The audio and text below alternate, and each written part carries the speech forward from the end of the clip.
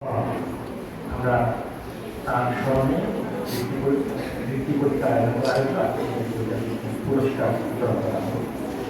আমরা সাধারণত স্মরণ করি মূলত তাদের জীবন থেকে আমরা শিক্ষা গ্রহণ করার জন্য। আমরা আমাদের পূর্বপুরুষদেরকে স্মরণ করি যাতে আমরা তাদের জীবন থেকে শিক্ষা গ্রহণ করতে পারি। হযরত মাওলানা মুহাম্মদ আবুল কাইয়ুম কামরুল রহমাতুল্লাহ আলাইহির জীবন থেকে আমাদের অনেক শিক্ষা গ্রহণ করার সুযোগ রয়েছে। আমি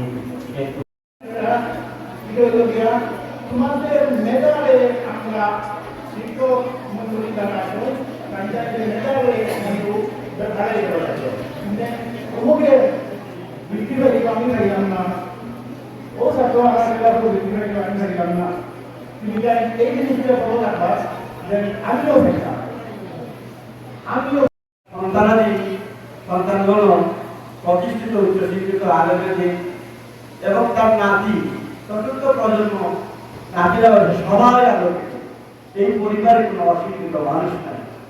এটা আমাদের জন্য একটা মেসেজ, এটা আমাদের জন্য একটা বার্তা। জনাব আব্দুল কাইয়ুম রহমতুল্লাহ আলাইহি তখন যে প্রতিকূল পরিবেশে তিনি নিজেকে এতটুকু প্রতিষ্ঠিত করতে পেরেছিলেন, সেই সময়ে এই এলাকা থেকে এভাবে বেরিয়ে এতটুকু প্রতিষ্ঠিত হওয়ার আলোচনা করার পর আজকের দিনের মতো একটা শহর এবং সহজ ছিল। আমি অনুরোধ করবো গত অনুষ্ঠানে গত বছরের যে আয়োজনে আমরা এসেছি, সুযোগ হয়েছিল একটা স্মারক প্রকাশিত হয়েছে। আপনারা স্মারকটা নিশ্চয়ই পেয়েছেন। আব্দুল কাইয়ুম রহমতুল্লাহ আলাইহি স্মৃতি ফাউন্ডেশন কর্তৃক তার জীবনীর উপর একটা বই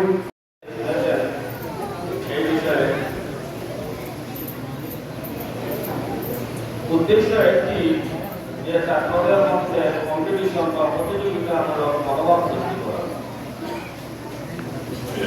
আজকে শিক্ষার্থীরা শিক্ষার ব্যাপারে অনেক দূরে চলে গেছে। শিক্ষার্থীদেরকে শিক্ষায় অনুপ্রাণিত করা এবং উৎসাহিত করা একটা উন্নত ব্যবস্থাপনার মধ্যে একটি ব্যবস্থাপনা হচ্ছে বৃত্তি বিতরণ।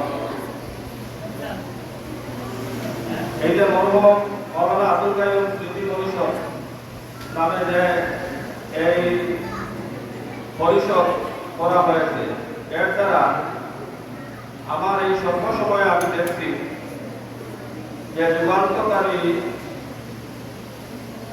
ভূমিকা রাখছে শিক্ষার ক্ষেত্রে।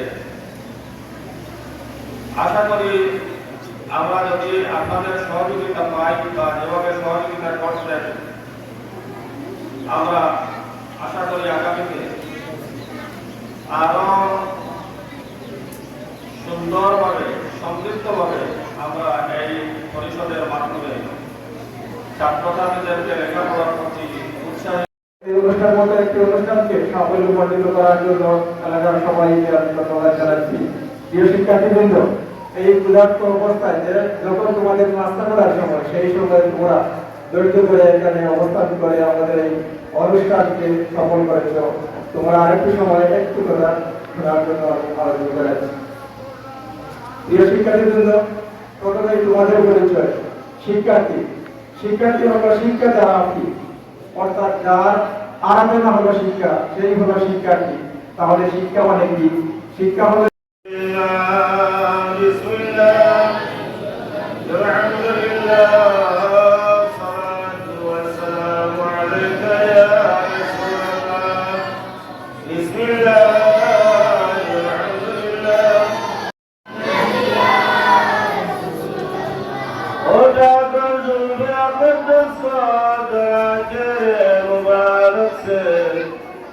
हमें दीवाना बना